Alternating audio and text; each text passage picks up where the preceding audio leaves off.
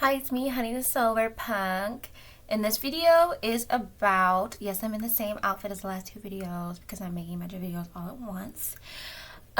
This video is about how you can serve your community in an environmentally friendly way. Alright, number one. I'm going to give you, I don't know, as many ways as I can think of. Number one, where I live at, lots of people do little food bank tents in front of their houses, or like little sales. God, there's such a storm outside. And that consists of you setting up a like a little picnic tent. What do they call those? I don't know. It's not like a real tent. It's like it's like a tent when you like go to like a barbecue or something. Whatever those are called. And you just have a little table out, maybe some cheap shelves, and people come. You say, pick up, drop off, free. Some people play music. A few people have, there's like 3 or 4 around here. One is like an official sort of company thing or something. And if your neighborhood's cool with it and comfortable with it, you should have no problems. If you live in an HOA, I don't know why you did that. Big mistake. Soup cans, hearty vegetables like root vegetables, squash. Try to avoid meats. Non-perishables is what I'm saying. Would go in this tent, and you'd set it up. You'd ask for donations. You donate from your own home. Have your neighbors donate from other places. Or, and that's great, and that helps your community. If your local area doesn't seem, or is not very in need, like your neighbors aren't picking up from it and things like that, you can just do a little run where you go into your neighbors. You're like, hey, you want to donate some food? Take that to the local shelter, local family shelter. That'll be great. So that's number one, setting up your own little food bank. Number two is doing homeless packages for people. People with homeless packages is usually like some food or a blanket or some gloves, but everyone does that all the time. And this is what I've read for research, and my one of my sisters, she does a lot of homelessness packages. This is what the homeless need. They need hygiene care. They need kind of like on-the-go cooking, like camping gear, and protection and things like that. So what you want to donate to homeless areas, homeless shelters are not just like hygiene, that's like combs and brushes and things. Like try to get some eco-friendly sanitary napkins if you can. Try to get some Diva cups if you can afford it. Diva cups are a little expensive, they're a little money, but there's lots of other options now there's the Cora cup, and who just made a new cup that I actually really like? A menstrual cup is what I'm talking about. Honey Pot just made a menstrual cup that's red, so like no issue with like looking at staining and things like that. Get a few of those. That's great. That's much more sanitary than a lot of the other things. A lot less chemicals. Reusable cloth pads, you could sew up a bunch of those or purchase them from a small business in your local area and give those out. All those are great options. You always want to donate diapers. Cloth diapers could be great to donate. Make them from, if you're a sewer, you can just be out here. Scrap fabric, you go to the thrift store, find that shirt with some holes in it. Make some cloth diapers for some people. Make some sanitary pads for some people. Things like that. You also want to do things like maybe start donating a bunch of bamboo toothbrushes if you can afford that. Or donating washcloths. Donating, your own homemade perfumes. If you have a little hobby, like if you're like an Etsy girl like me, you have a little hobby where you're making things like medicinal tinctures, or you're making soaps at home or oils or perfumes, if you have extras of those from your business, or if it's not even a business, if it's a hobby that you do and you like to give to family and friends, put those in your homeless packages. Send them to your local shelter. I do teas here. I can package up my teas, give them to people, or give a few tinctures for health and things like that. People who are probably struggling with getting health care, people who are struggling, getting uncomfortable, struggling sleeping at night, give them some of my sleep teas to help them out with what I have. Some other like sustainable ways to help the homeless is like they have what's called an aluminum rocket stove. I think it's like made out of a coffee can. I really want to make one. There's a homeless guy that lives in the woods over by my house. And these kind of stoves are a little bit safer when it comes to like fire hazards and things. And a lot of homeless people can die from fires in their tents and stuff like that. And so if you're a handy person, a handy lady, a handy gal, a handy guy, that'd be great to give someone who you actively know is on the street and not just like at a homeless shelter. Who refuses to go to a homeless shelter or has addiction issues or anything like that. To keep them warm at night, because I live in the north, and our problems here with the homeless is people dying in the winter. And I remember when I was a teenager, I was traumatized because some homeless couple died in a tent in this horrible, horrible, horrible storm. We were out of school for days and days and days, weeks maybe. And we were out of school initially because of the storm, and then we were out of school because there was an investigation behind our school because these two homeless people froze to death. And that's traumatizing. So I think about homeless people. Oh my God. Wait, is it? Oh, I'm sorry. I thought it wasn't recording. So I think about homeless people all the time freezing to death. So if you're going to get blankets, don't cheap out. Don't get cheap blankets, wool blankets, or knit a blanket with some wool yarn mixed in. Do your best you can. If you get a cheap blanket, if you could double line it, if you could try and put some down in it. This is when I say homeless people that are actively out on the streets. Or people you see who go to what's called a day shelter or a food bank. So that's great options. Also, I see a lot of homeless people have, a lot of women at least, want to feel beautiful. So if you can get those cheap little makeup kits, or even just giving them, maybe not those cheap little makeup kits, a great tube of lipstick makes every woman feel better. And sustainable brands for lipsticks are Besame Cosmetics. What's that other brand? They come in little bamboo packaging. I cannot remember them. They were super popular 3 years ago or 4 years ago. Oh, what are they called? That brand is great too. Maybe I'll do a video here on how to make your own lipstick, and you can put those in little glass jars or something and give them to some of the homeless women and stuff as rouge and lip brush and stuff like that. Another thing people don't think about when it comes to the homeless is that most homeless people don't want to be homeless. And so something great you can do, thrift some business shirts, donate that. They need business shirts. Thrift some baby clothes. Give it to the homeless shelter. They need clothes for their children. A lot of homeless people have pets or dogs and things like that. So if you can find over-the-counter pet medicine, because I don't have pet insurance. When I go to the vet, I have to pay out of pocket, and I live in a house. So if you don't live in a house, you want to give back to your community, to these homeless people. Maybe you can find some over-the-counter medicine for pets, to donate. Maybe you can find a nice leash for their dog. Maybe you can find a nice little dog bed that they can fold up and take with them. Things like that you need to think about more often.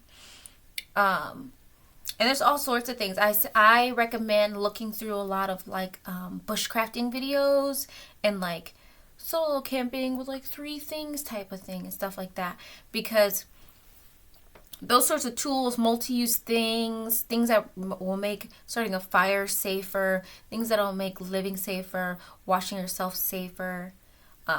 I wanted to donate what do they call it? Like a sun shower where you just like hang up and you have a shower. Something like that, or do a DIY like that to give to the local homeless man or the homeless people that I see, so they can take a shower, so they can have a dress shirt, that they can eat. You know, there's plenty of places to eat. Like around here, our homeless people aren't like starving, dying on the street, because there are so many places to eat. There's so many places to give. Like I told you, a lot of people have like tents. Every other neighborhood has like a tent where you can just grab a can of food or something like that. So people aren't starving, but they're still not thriving. And so if you live in one of those places, you want to give those sorts of things. So that's for the homeless. Number 3 on how to give back to your community. Volunteering. Oh, my belly was like, anyway. I don't know. I'm flashing, guys. Volunteering. My sister did Big Brothers Big Sisters for a long time, which she really enjoyed. Was really healing for her. If you have like childhood trauma and things like that could really give back to a kid who deserves the world, you know. Volunteering is great. Volunteering with a company is great. Volunteering with a school is great, and all is goody. But you shouldn't wait for a company or a public service to force you to do good in this world. So if you live in a neighborhood like I do, and there's like a neighborhood, I live on a neighborhood off of a main road, and there's kind of just like the little street in front of our house. But if you live on the main road, or you live in a place like I do, on main roads, there's often a lot of trash around the main roads on the sides and things like that. Get you and some friends. Clean up the trash from the side of the road. Especially like where I live in the north, there's a lot of wooded areas. So a lot of the side of the roads are wooded areas where animals go, and it, you know, has animals creep in and things like that. So, you know, clean up the side of the road. Get you 3 friends or something, or just go by yourself, or if it's just you and your boyfriend, you ain't got no friends like me. You and your boyfriend, or you and your friend, or you by yourself. Go and clean the roads up. Clean the side of the road. And a lot of people feel like, oh, it's someone else's problem. It should be the city's problem. It's whatever. Like, this is my neighborhood. I live here. This is my community. I live here. So, for me to take it upon myself to clean up the side of the road, or to clean up, like if I lived on a main road, like clean up the side of the road that I live on, that's what I'm going to do. There's a lot of deer around here. I don't want them eating that junk. A lot of raccoons and stuff. And so how I would say do this is you'll need a grabber. You can find biodegradable or compostable garbage bags. And some gloves, or, you know, if you ain't scared, do whatever you want to do. Clean up that area, and then once you're done cleaning up that area, maybe if there's any food you find or something that, like, you know, animals would be attracted to, you can either throw that away or push that food deeper into the forested area, so that if an animal is like, oh, I'm looking for food, I'm starving because of deforestation, they don't have to go to the edge of the street and nearly get hit by a car looking for, you know, that bag of junk food. Or just the junk food, not the bag, because we're not trying to leave any trash around. And so that's another way you can help your community, is cleaning up the little bits of areas that you see around you that are in your neighborhoods or in your local communities that you want to take care of. If there's a lot, so I live near Detroit, kind of. And that's where I was born. And if you know anything about anything about Detroit, they've had a lot of economic infrastructure issues. And so it's been kind of up and down. So there's like houses that are millions of dollars on in some areas, and then houses that are $1 some other areas. And there's vacant lots, and there's all these but there's tons of city programs trying to like get this stuff together, but it's going there, but it's taking a minute. So sometimes if you live in a neighborhood like in a city or something like that has some economic infrastructure issues, there'll just be little lots of land that are either have trash in them or just empty with grass. Great for some guerrilla gardening. But if your house is here and there's an empty lot down the street or the other house, clean that lot up. Pick the trash up. If the city is too lazy to do it, then screw them. Pick the trash up. Another thing that I would love to do is just to like go ahead and like solar punk it up and put out some trash cans in some places. Because if you clean up the trash, it's like people are throwing it there because there's no receptacles. You know, a lot of people are like, oh, people just don't care. But it's like when city planning comes around, you notice in the middle of cities, there's trash cans everywhere, or especially in cities where, you know, it's like the rich side of the neighborhood or something like that. There's trash cans. There's trash cans by the library. There's trash cans by the city hall. Why isn't there trash cans in the places that are getting trashed? There's trash cans. There's benches. There's city appointed, you know, floral arrangements and things like that. And they want the city to look really nice. We don't really care about the suburbs and the neighborhoods.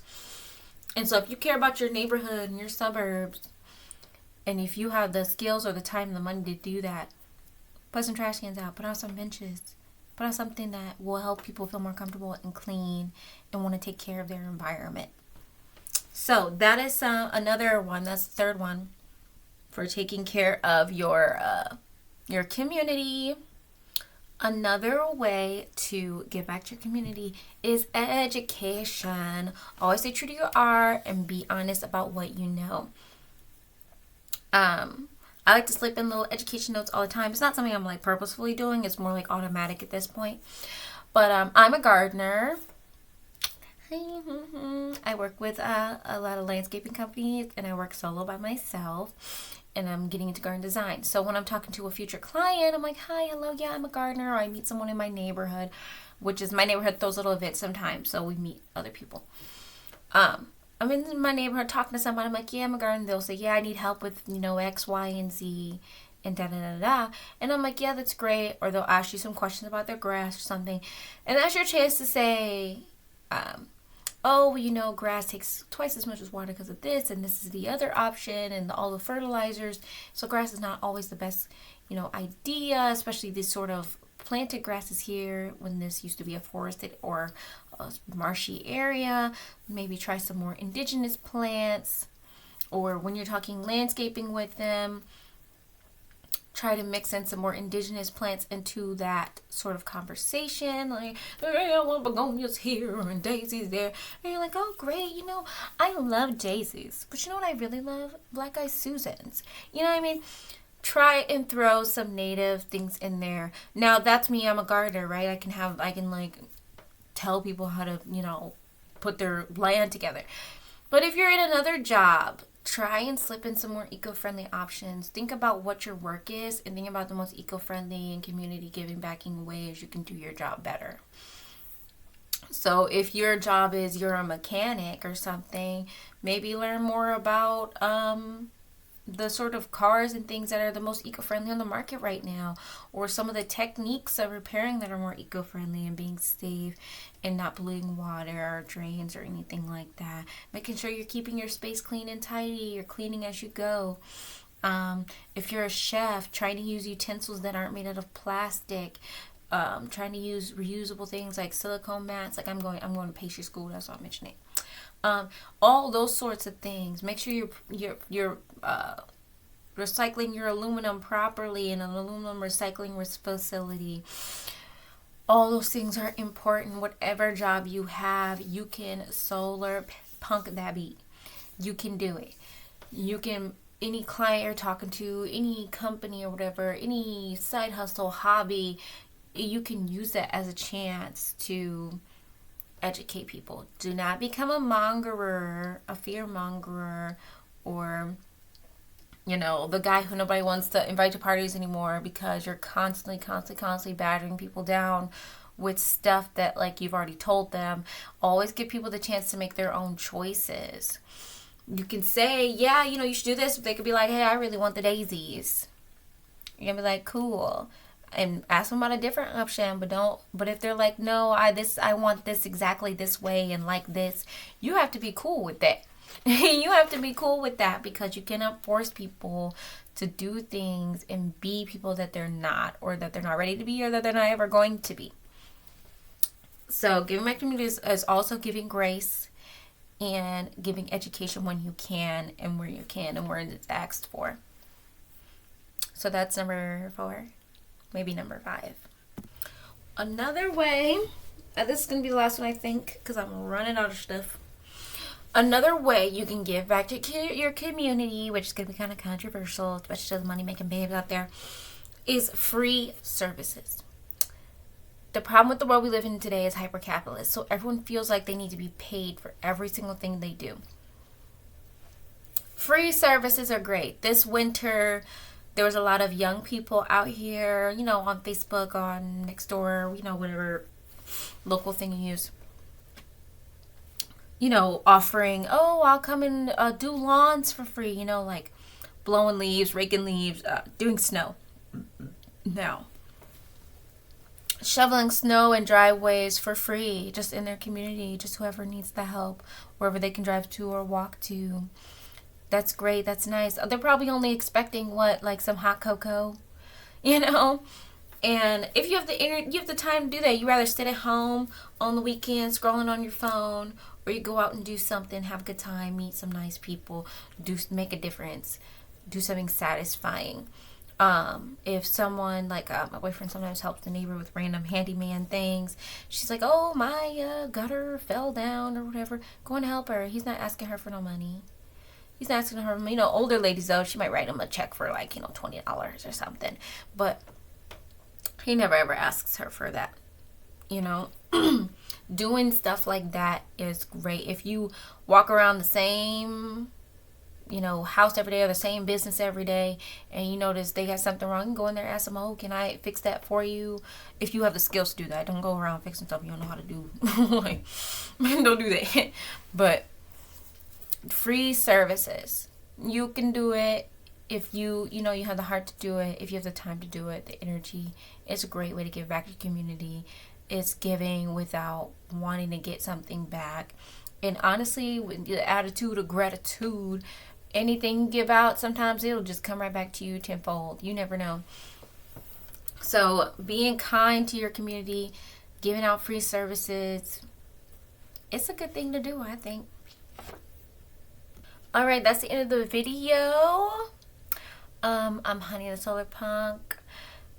Also, get out there and grow a garden for your community. All right, spread them seeds, girl. And let life imitate art. This video is not very cinematic. I need to get back on my cinematicness, but I just tidied this room. As you can see, I need to like pick up some random stuff and vacuum. But this room is kind of in a disarray a little bit. But I will get back to some more cinematic looks and some cinematic lighting, hopefully. And I'll see you next time, hopefully wearing another outfit. Let life imitate art. Bye!